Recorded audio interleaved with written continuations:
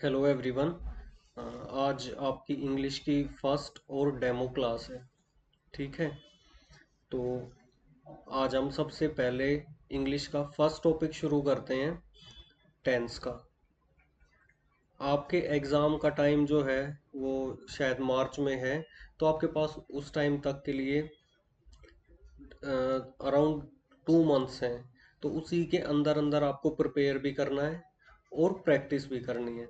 और इंग्लिश के लिए जितना आप रूल्स से इनसे अवेयर होंगे, उतना ही इम्पोर्टेंट ये है कि आप उसकी प्रैक्टिस भी करें। ठीक है। सारे रूल अगर आपने याद कर लिए हैं, सब कुछ आप बुक के हिसाब से याद करके गए हो, तो भी डोंट एक्सपेक्ट कि आप सारे क्वेश्चन कर ही दोगे। यहाँ पे प्रैक्टिस का बहुत बड़ा खेल है। ठीक है। तो आपको प्रैक्टिस करनी ही करनी है। एक चीज़ आपने पढ़ ली, तो कम से कम आप उसके 2-3 क्वेश्चन, 3-4 क्वेश्चन प्रैक्टिस करना। ठीक है। तो ही पेपर में आप कुछ कर पाओगे। सिर्फ रूल रूल याद करके अगर आप जाओगे, तो उससे उतना अच्छा आपको रिजल्ट नहीं मिलेगा। इंग्लिश के अंदर तो ये है ही है। ठीक है। तो अब हम अपना टॉपिक शुरू करते हैं, ज़्यादा टाइम नहीं लगाते इन चीज़ों के लिए।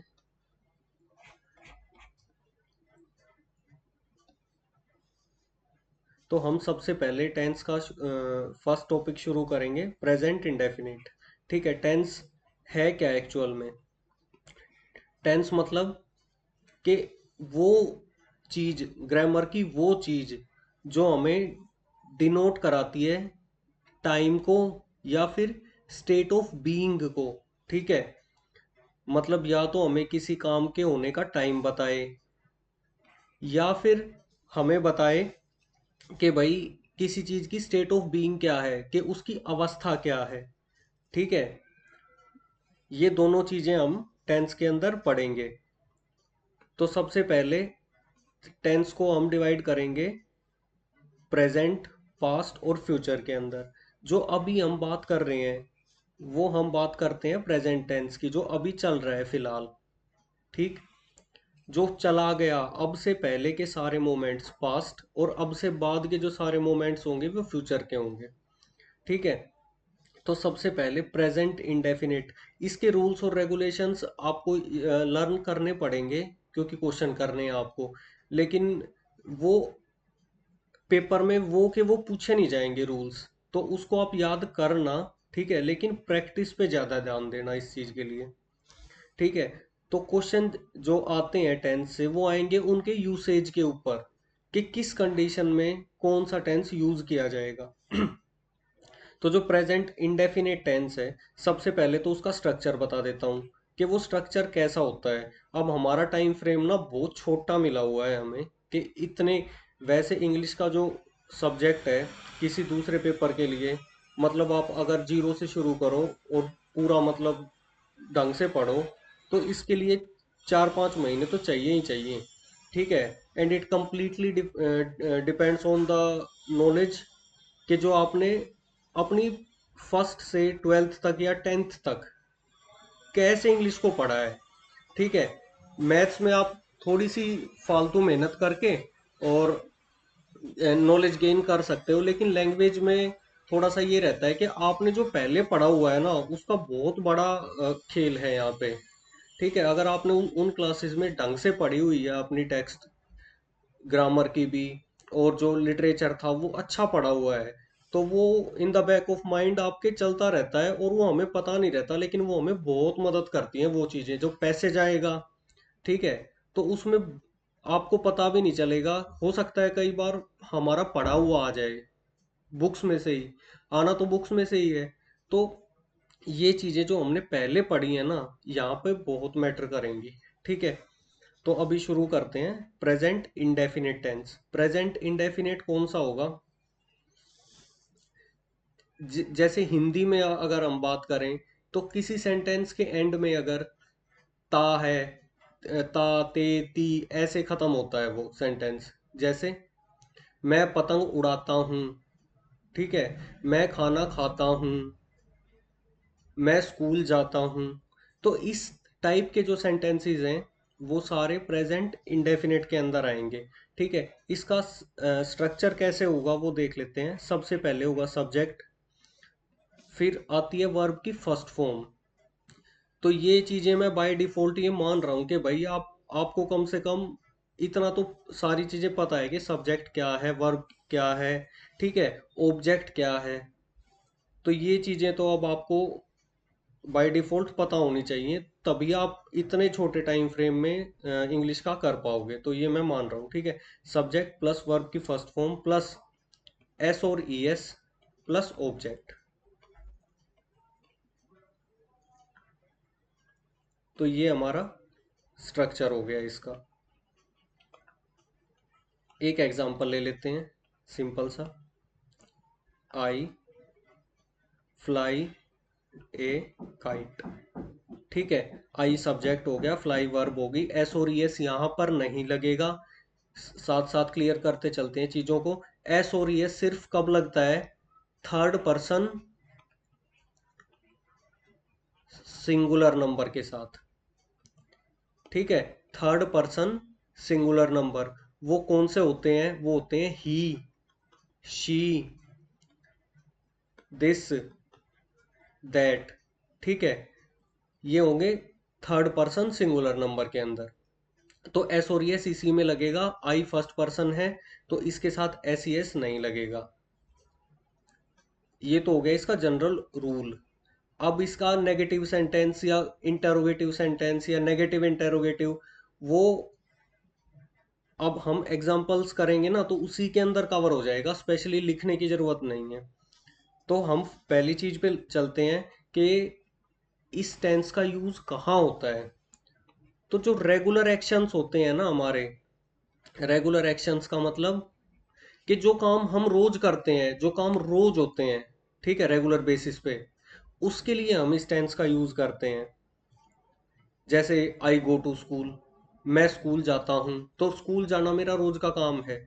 ठीक है, रेगुलर एक्शंस के लिए जो ये वाले पॉइंट है ना कि जहाँ पे टेंस का यूज कहाँ पे हो रहा है, सबसे ज्यादा क्वेश्चंस इस टॉपिक के अंदर यहीं से आने के चांसेस हैं। सेकंड, कभी कभी इरेगुलर एक्शंस के साथ भी इसका यूज कर लेते हैं हम। अच्छा, एक चीज और, जैसे हम मैथ्स के अंदर या साइंस के अंदर एक हार्ड लाइन खींच सकते हैं कि भाई ये दो चीजें ऐसे हैं तो दोनों अलग हैं। ठीक है, तो मतलब कोई भी language in general and English in particular, ठीक है, तो उसमें क्या होगा कि जब भी हम कोई रूल पढ़ेंगे ना, तो that rule will always be qualified with the word general. हमेशा ऐसा होगा। जब भी मैं बोलूंगा कि भाई इस चीज का यूज ऐसे होगा, तो वो हमेशा ऐसे रहता है कि जनरली ऐसे होगा। उसका एक दो एक्सेप्शन हमेशा होगा लैंग्वेज के अंदर, वो इंग्लिश इंग्लिश नहीं, कोई भी लैंग्वेज हो, हमेशा ऐसे ही होता है। ठीक है, तो अभी मैंने बताया रेगुलर एक्शंस के साथ इसका यूज होगा। अब ये अगला पॉइंट मैं खुद बोल रहा हूँ कि कभी कभी हम इरेगुलर एक्शंस के साथ भी इसका यूज कर देते हैं। ठीक है, तो ये सारी चीजें जनरली होती है, मोस्ट ऑफ द टाइम ऐसा होगा, कभी कभी हम इसके अगेंस्ट भी जाएंगे। तो एक एग्जांपल ले लेते हैं इस वाले का।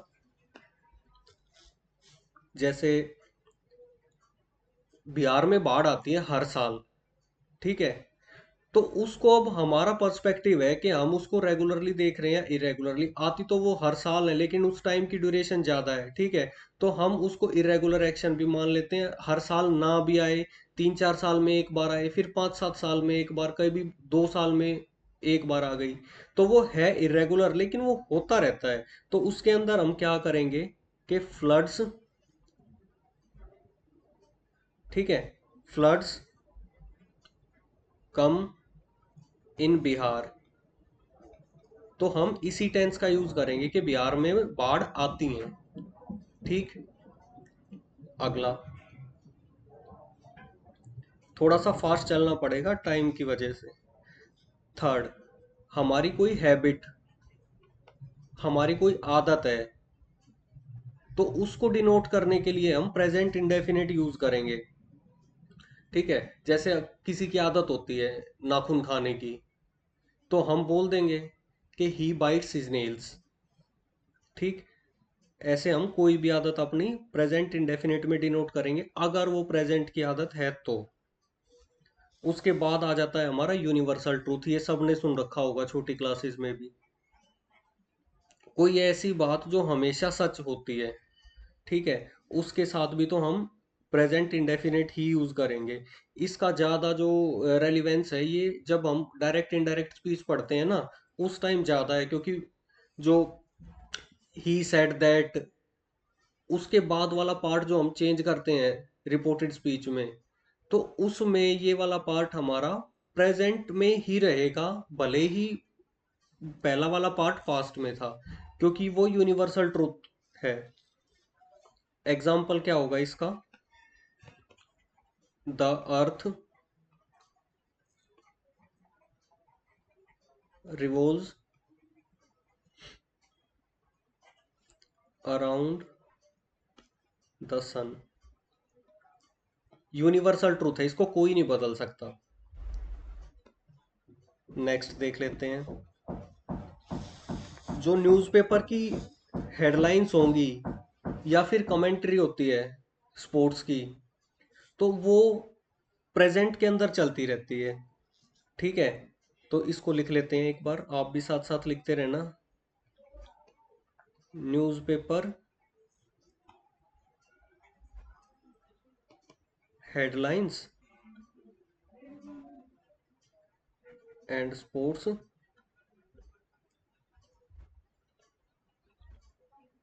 कमेंट्री। तो इसमें क्या होगा, हम प्रेजेंट का ही यूज करेंगे। एग्जाम्पल लेते हैं इसका एक। मान लो मिनिस्टर ने डील साइन कर दी, कोई भी डील साइन कर दी किसी मिनिस्टर ने, भले ही वो कल करी हो, ठीक है, नियर पास्ट, ऐसा नहीं है कि 10 साल पहले करी हो और उसको भी यही लिख देंगे।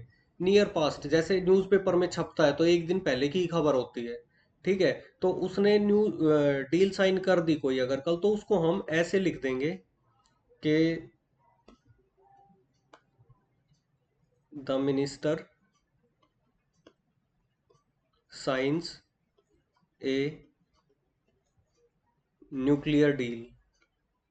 उसने भले ही कल साइन करी हो, लेकिन अगर ऐसे लिखेंगे तो बिल्कुल ठीक है, इसमें कोई गलती नहीं है। ठीक है, पास्ट में भी लिख सकते हैं इसको, ऐसा नहीं है कि सिर्फ ऐसे ही लिखेंगे, पर अगर ऐसे लिख देंगे तो गलत नहीं होगा। ऐसी चीजें, एरर जो फाइंडिंग आएगी ना, उसमें आ सकती है कि कॉन्टेक्स्ट हमें कुछ ऐसा दे देंगे कि परसों की, कल की बात होगी परसों की, लेकिन दे देंगे प्रेजेंट में। तो जिसको ये वाली चीज नहीं पता होगी वो उसको सोचेगा कि भाई पास्ट में हुई थी, पास्ट में ही होनी चाहिए, तो फिर वो उसको एरर निकाल देगा वहां पे, जबकि उसके अंदर होगा नो एरर। अगला देखते हैं। अगर हमने कोई नियर फ्यूचर में कुछ चीज हमारी प्लान करी हुई है, नियर फ्यूचर, ठीक है, यहाँ पे जो वर्ड इंपॉर्टेंट है वो है नियर फ्यूचर। ठीक है, तो a planned work of near future. ठीक है, तो अगर कोई हमारी एक्टिविटी है जो हमने प्लान कर रखी है नियर फ्यूचर के लिए, कल परसों 2-4 दिन के लिए, अब ये जो नियर फ्यूचर है ये सब्जेक्टिव है। ठीक है, ऐसा नहीं है कि मैं अगर यहाँ पे ये लिख दूं कि भाई 8 दिन का टाइम जो है वो नियर फ्यूचर होगा, और 8 दिन और 3 सेकंड हो गई तो वो नियर फ्यूचर नहीं होगा। ठीक है, ये सब्जेक्टिव है, तो ये हमें अपने खुद का जो हमारा दिमाग है उसी से डिसाइड होगा, कॉन्टेक्स्ट से डिसाइड हो जाएगा कि नियर फ्यूचर है या नहीं। तो अगर नियर फ्यूचर का कोई प्लान्ड वर्क हमारे पास है तो हम उसको प्रेजेंट इंडेफिनेट में दिखा सकते हैं, उसमें कोई गलती नहीं होगी। ठीक, एग्जांपल ले लेते हैं एक, कि मान लो अगले हफ्ते न, जो प्राइम मिनिस्टर कुछ अनाउंसमेंट करने वाले हैं, तो उसको हम ऐसे लिख सकते हैं कि the PM announces the scheme next week. तो है तो ये काम अगले हफ्ते के लिए ड्यू, होना तो फ्यूचर में है, लेकिन नियर फ्यूचर में है। ठीक है, प्लान्ड है, तो हम इसको प्रेजेंट इंडेफिनिट में दिखा सकते हैं। ये था प्रेजेंट इंडेफिनिट। अब बात आती है पास्ट इंडेफिनिट की। ये जितने पॉइंट आपने लिखे हैं ना, इसमें से कम 50-50 सेंटेंस करने, तब कोई फायदा होगा। क्योंकि प्रैक्टिस बहुत बहुत जरूरी है यहाँ पे। जितनी ज्यादा प्रैक्टिस करोगे ना, उतने ज्यादा चांस हैं कि जो पेपर में क्वेश्चन आप कन्फ्रंट करोगे तो वो ठीक होगा। सिर्फ और सिर्फ रूल अगर पूरी बुक भी रट ली ना, तो भी 100 में से 100 क्वेश्चन कभी ठीक नहीं होंगे, 60 ही हो पाएंगे। तो इसीलिए मैं बार बार कह रहा हूँ कि आप प्रैक्टिस करना इस चीज की। तो अब पास्ट पे आ जाते हैं।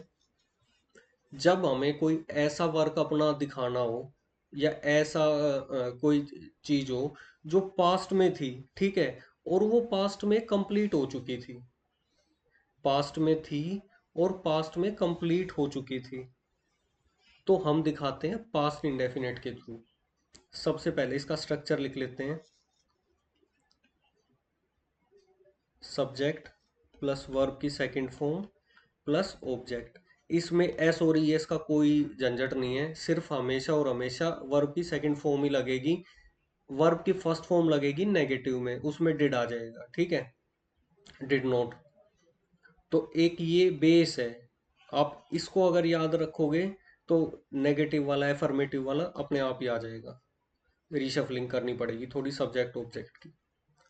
तो इसका स्ट्रक्चर हो गया हमारे पास ये। हम इसको यूज कब करते हैं? यूज हम इसको जब करेंगे जब हमें कोई पास्ट की ऐसी एक्टिविटी दिखानी है जो कंप्लीट हो चुकी है। ठीक है, example, I wrote a letter. मैंने एक पत्र लिखा। अगर हम इसकी ट्रांसलेशन करेंगे ना तो ऐसे ही खत्म होगा, ये लिखा, लिखी, आ ए ई, मैं वहां गया, वो मेरे पास आई, इस तरीके से खत्म होगा। ठीक है। अच्छा, अब इसके बारे में एक एग्जाम्पल लिख लेते हैं, इम्पोर्टेंट, जो कि आता है, कई बार आ चुका है एग्जाम्स में। ठीक है, इट इज टाइम, या फिर इट इज हाई टाइम, ऐसे सेंटेंस स्टार्ट होगा। पहले एग्जाम्पल लिखते हैं, उसके बाद दिखाता हूँ आपको। ठीक है, it is time you study. ठीक है, ये देखने में ठीक लग रहा है, पढ़ने में भी ठीक लग रहा है, लेकिन अगर सेंटेंस की स्टार्टिंग ऐसे हो रही है, इट इज टाइम या इट इज हाई टाइम, इसका मतलब ऐसे होता है कि it is time you study, ऐसे कहना चाह रहे हैं हम कि भाई अब समय है, तुम्हें पढ़ लेना चाहिए। ठीक है, तो जब हम इसको इंग्लिश में लिखते हैं तो it is time you study नहीं लिखते। ठीक है, अगर ये वाले सेंटेंसेस से, फ्रेजेस से स्टार्ट हो रहा है, तो इसमें हम पास्ट इंडेफिनिट का यूज करेंगे, याद रखना।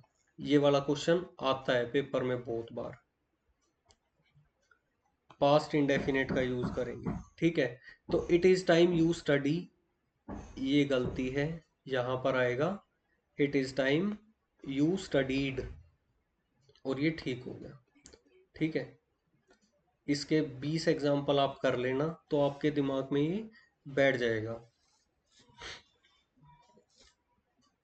अगला, लेकिन अगर ऐसा ही सेंटेंस स्टार्ट हो रहा है, इट इज टाइम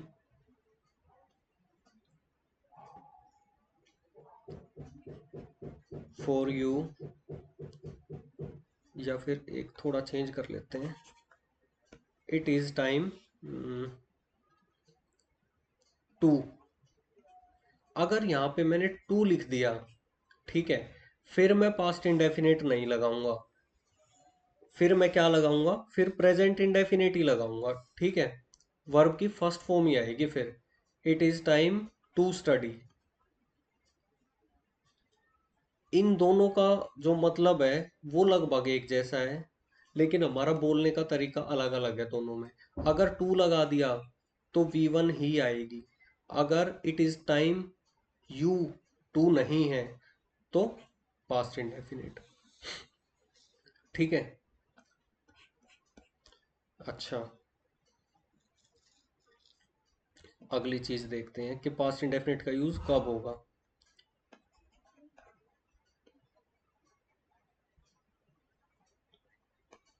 एम्फेसिस के लिए, एम्फेसिस क्या होता है, किसी चीज पे ना हमें जोर देना है। जैसे कि अभी मैं एक ही सेंटेंस, दो तरीके, एक ही वर्ड एक ही रहेंगे, ठीक है, लेकिन जो मेरा बोलने का तरीका है ना, उस पे आपको पता चल जाएगा कि फर्क क्या है दोनों में। लेकिन अगर सेम वर्ड्स रख के मैं लिखूंगा तो अब सामने वाले को पता कैसे चलेगा कि वो भाई किस लहजे में बोल रहा था। ठीक है। तो इस चीज के लिए हम थोड़ा सा सेंटेंस में चेंज कर देते हैं, एम्फेसिस को दिखाने के लिए, एम्फेसाइज करने के लिए उसको, कि हम इस पे, इस चीज पे जोर दे रहे हैं। ठीक है। कि अगर मैं ये बोलूं कि तुमने गलती की, तो ठीक है, अब यही शब्द रखूंगा तीन, लेकिन बोलने का तरीका थोड़ा चेंज हो जाएगा। तुमने गलती की। ठीक है। तो अगर ये दोनों चीजें अभी बोलने में, बोलते टाइम तो ओरल था, पता चल गया, लेकिन लिखने में कैसे होगा। जो फर्स्ट सेंटेंस था उसको तो मैं लिख दूंगा सीधा, यू मेड ए मिस्टेक। लेकिन अगर गलती पे एम्फेसाइज करना हो, हमें जोर देना है, जैसे मैंने सेकंड सेंटेंस बोला था, तो उस टाइम के लिए मैं लिखता हूं कि he did make a mistake. अगर नॉर्मल लिखना होता ना तो ही मेड ए मिस्टेक आ जाता। लेकिन अगर किसी चीज को एम्फेसाइज करना है तो he did make a mistake, हाँ उसने गलती की है। ठीक है, हाँ उसने गलती की है नहीं। तो इसके लिए, एम्फेसिस के लिए हम पास्ट इंडेफिनिट का यूज कर सकते हैं।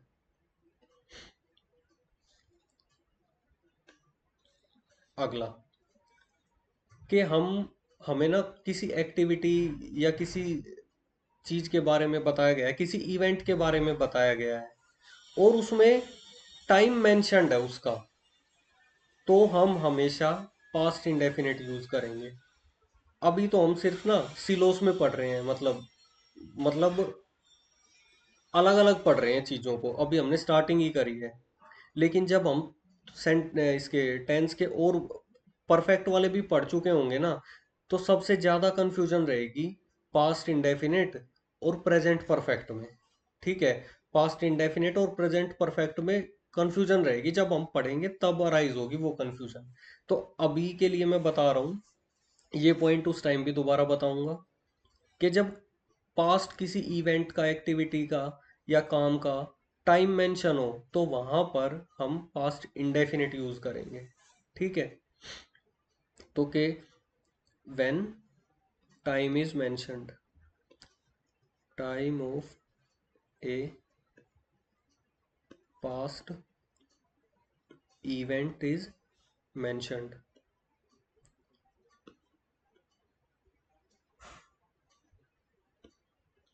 एग्जाम्पल लेते हैं इसका।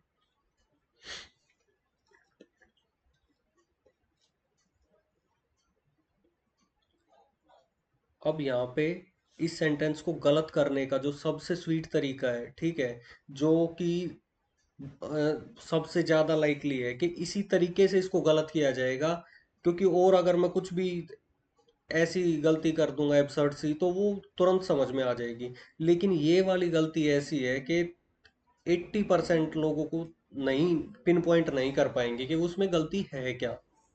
ठीक है। और ये वही वाली बात आ गई कि पास्ट इंडेफिनिट की जगह मैं प्रेजेंट परफेक्ट यूज करूंगा। I have return a letter yesterday। अब देखो, मैंने ना टाइम दे दिया, टाइम स्टैम्प दे दी, कब की, yesterday की, कि मैंने पत्र लिखा कब, कल। तो ये पता चल गया मुझे कि पास्ट की एक्टिविटी है। ठीक है। और टाइम भी मेंशन्ड है यहाँ पे, तो मैं यहाँ पर जो है प्रेजेंट परफेक्ट नहीं यूज कर सकता। ठीक है, प्रेजेंट परफेक्ट नहीं यूज कर सकता मैं। क्या यूज करूंगा? Past indefinite. तो I wrote a letter yesterday. ठीक, ये जो इन दोनों का यूसेज है ना, ये पेपर में जो वो पेपर सेट करेगा ना आपको ल्यूर करने के लिए, ये वाला यूज करेगा वो, और ये गलत होगा, देखने में बिल्कुल सही लगेगा। ठीक, तो ये हमने कर लिया, पास्ट इंडेफिनिट भी खत्म कर लिया। अगला चलते हैं, फ्यूचर इंडेफिनिट।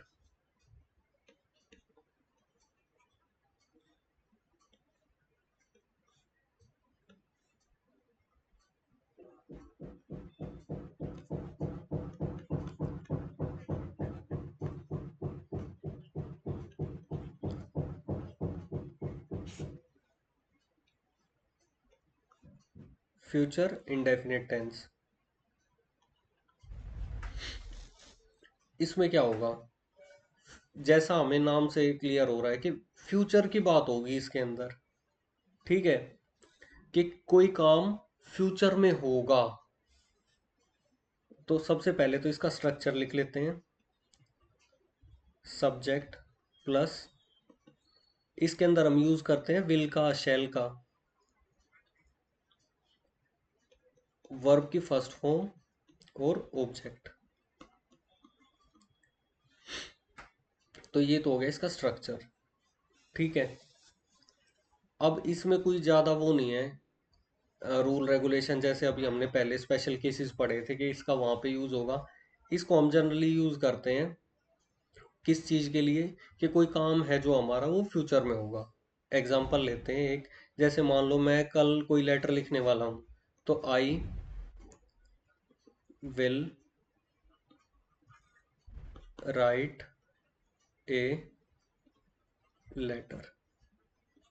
ठीक है, अब पहले ऐसा होता था कि भाई विल का और जो शेल का यूसेज था ना, उसके बीच में बिल्कुल अ, जो बाउंड्री थी वो मार्क्ड थी कि भाई ये बाउंड्री है। ठीक है, दोनों का यूसेज डिस्टिंग्विशेबल है कि बिल्कुल अलग अलग रहेगा। लेकिन आजकल जो वो बाउंड्री है ना वो बिल्कुल मतलब खत्म सी हो गई है। हम विल शैल इंटरचेंजेबली यूज करते हैं unless we are using will shall as modals. ठीक है, अब जब हम इसको मॉडल्स के तौर पे यूज करेंगे ना तो थोड़ा सा स्पेसिफिक हो जाएंगे हम कि हमें विल यूज करना है शैल। बाकी नॉर्मल जो टेंसेस हैं उसमें इंटरचेंजेबल है, चलता है ना, इसके ऊपर कोई एरर आएगा। तो ये है छोटा सा, खत्म हो गया यहाँ पे। एक सेकंड रुकना बस।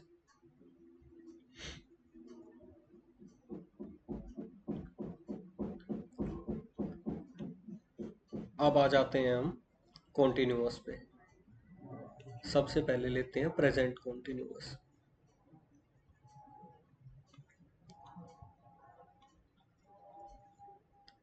और साथ साथ अपनी वोकेबलरी की भी प्रैक्टिस करते रहना। अगर ये सोचोगे आप लोग कि अभी मैं ये कर लूं और वोकेबलरी एक दिन में बैठ के या 2 दिन में बैठ के 500 शब्द याद कर लूंगा, एंटोनिम्स सिनोनिम्स याद कर लूंगा, ईडियम्स याद कर लूंगा एक ही दिन में या 2 दिन में, तो उससे मतलब क्या होगा कि आप पहले 10-20 याद करोगे ना तो याद हो जाएंगे, लेकिन जैसे ही नंबर बढ़ता जाएगा ना तो उसमें जो है आपका डाउट्स क्रिएट होते चले जाएंगे। अगर दो थोड़े से भी एक जैसे हुए ना तो वो वहीं पे डाउट हो जाएगा। तो it will do more harm then good. ठीक है, तो आप जितने ज्यादा याद करोगे ना उतना ही नुकसान होता जाएगा आपका, फायदे की बजाय। क्योंकि जब पेपर में आप देखोगे तो ये रहेगा कि यार मैंने देख तो रखा है, लेकिन उसमें दो ऑप्शन में आप हमेशा अटके रहोगे, कभी श्योर नहीं हो पाओगे कि इसका आंसर ये है या ये है। इसलिए क्वेश्चन छोड़ते टाइम भी दुख मिलेगा। ठीक है, और करते टाइम भी दुखी हो गए आप कि यार अब मैं छोड़ूं या इसको करूं। तो उस चीज के लिए आप रोज 20 या 25 वर्ड याद कर लो, 20-25 ईडियम अपने याद कर लो। ठीक है, एंटोनिम्स सिनोनिम्स तो उसमें वर्ड मीनिंग में खुद ही हो जाएंगे। तो उसको एक आप ना कॉन्टिन्यूअस प्रोसेस बनाना रोज का। और मैं भी मतलब कुछ कुछ वर्ड्स हैं जो वो रोज आपको प्रोवाइड करा दिया करूंगा, डाल दिया करूंगा, ठीक है। मैं आपको लिंक दे दूंगा ग्रुप बना के। तो कॉन्टिन्यूअस टेंस देखते हैं। कॉन्टिन्यूअस में सबसे पहले तो हमें वर्ड जो कॉन्टिन्यूअस है उस पे ध्यान देना है।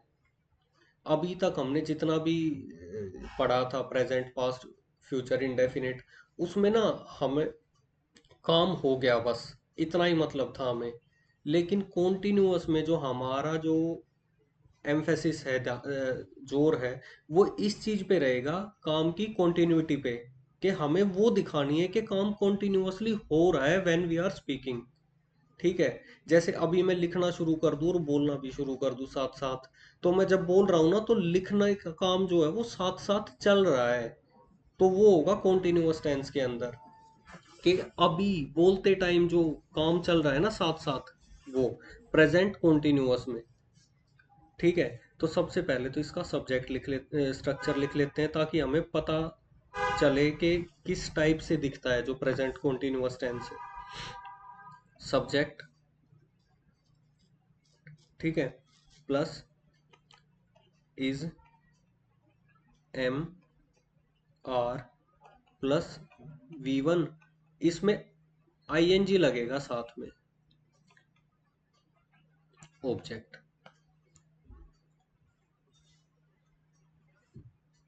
ये हमारा मेन स्ट्रक्चर हो गया। इसी को रीशफल करके हम नेगेटिव और इंटरोगेटिव बना सकते हैं। ठीक है।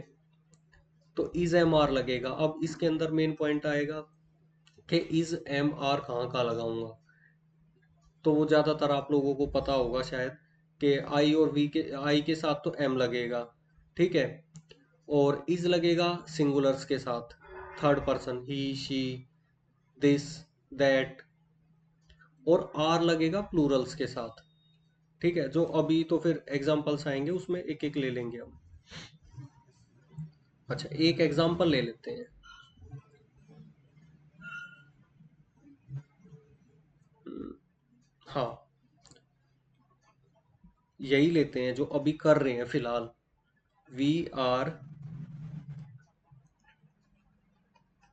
Studying tense now. देखो, इसमें ना ये वाला जो वर्ड है, ये इसने डिनोट कर दिया कि कब की बात हो रही है, अभी की, नाउ की, अभी की बात हो रही है ये। ठीक है। तो we are studying tense now, हम कब पढ़ रहे हैं टेंस, अभी। जैसे जैसे मैं बोल रहा हूँ उसी टाइम हम पढ़ रहे हैं। तो जो काम था वो स्टार्ट हो चुका था, ठीक है, लेकिन उस पे जोर नहीं है हमारा कि कब शुरू हुआ। जोर इस चीज पे है कि वो कंटिन्यू कर रहा है व्हेन वी आर स्पीकिंग। ठीक है। तो कॉन्टिन्यूटी दिखाता है जो कंटिन्यूअस टेंस है वो। ये तो हो गया इसका एग्जाम्पल एक। अच्छा, अब कई बार इसका यूसेज देखते हैं, वो स्पेशल वाले केसेस देख लेते हैं सारे। ये चीज तो हमने देख ली, जनरल थी, कि भाई कोई चीज कंटिन्यू हो रही है तो हम उसको प्रेजेंट कॉन्टिन्यूअस में ले लेंगे। लेकिन कई बार ना ऐसी चीजें होती हैं, एग्जाम्पल के थ्रू अभी बताऊंगा, कि जो हो सकता है हमें विजिबल ना हो उसकी कंटिन्यूटी। ठीक है, विजिबल ना हो, लेकिन वो चीजें भी हम प्रेजेंट कॉन्टिन्यूअस के अंदर डालेंगे। एग्जाम्पल देखो एक, उससे समझ में आ जाएगा।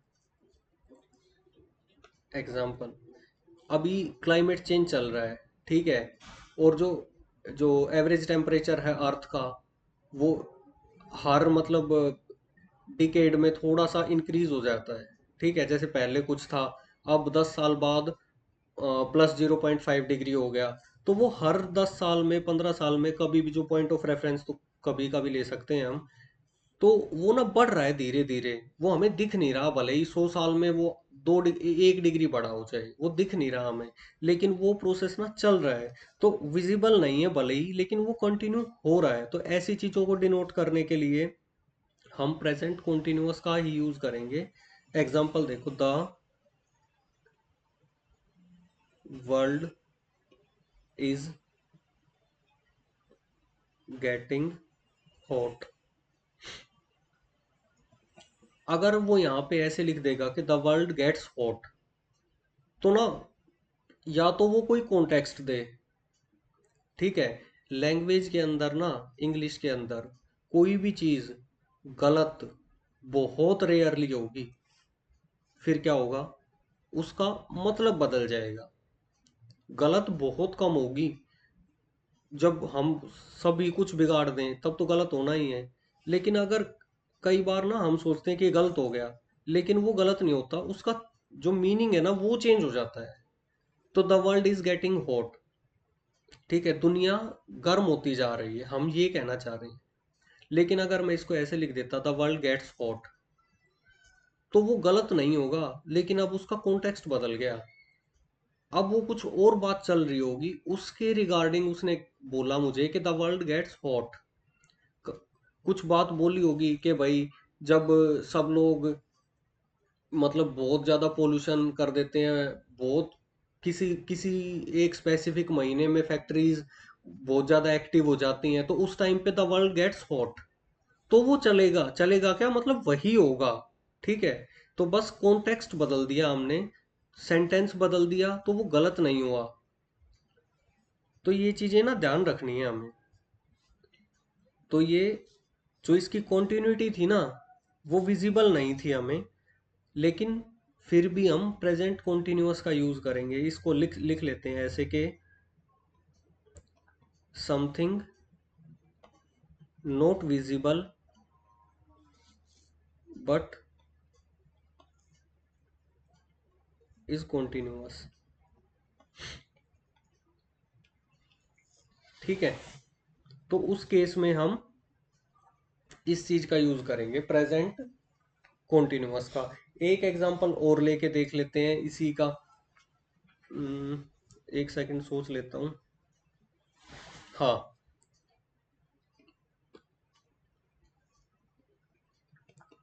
Population is increasing day by day,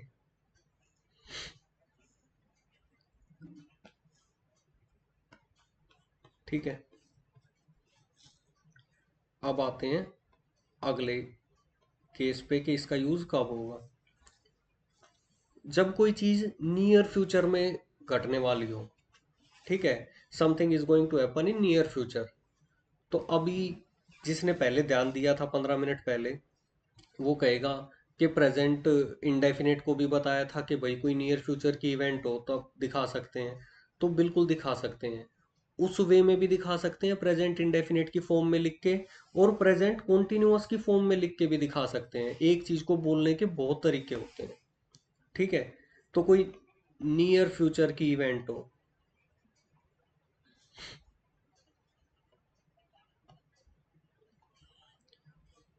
उसमें भी हम प्रेजेंट कॉन्टिन्यूअस का यूज करेंगे। एग्जांपल ले लेते हैं।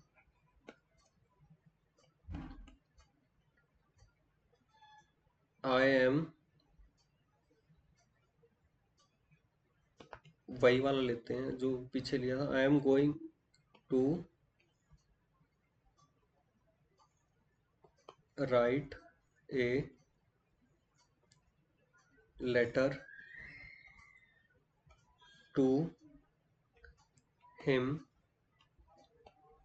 नेक्स्ट वीक, ठीक है। अब इसका क्या मतलब हुआ कि मैं अगले हफ्ते उसको एक पत्र लिखने वाला हूँ, ठीक है।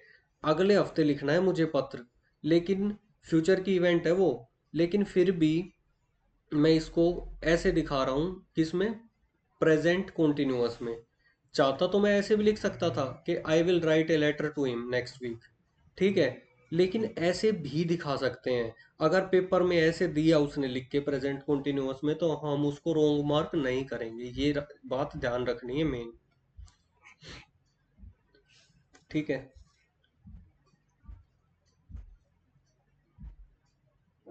अच्छा, हम्म, और तो इसके अंदर कोई नहीं है। जैसे जैसे हम प्रैक्टिस करेंगे ना, तो कोई कोई डाउट या कोई कोई सेंटेंस आता जाएगा, तो मैं साथ साथ बता दूंगा उसको, ठीक है। तो आज के लिए इतना ही रख लेते हैं डेमो क्लास के लिए, फिर हम आगे कंटिन्यू करेंगे अब पास्ट कॉन्टिन्यूअस को।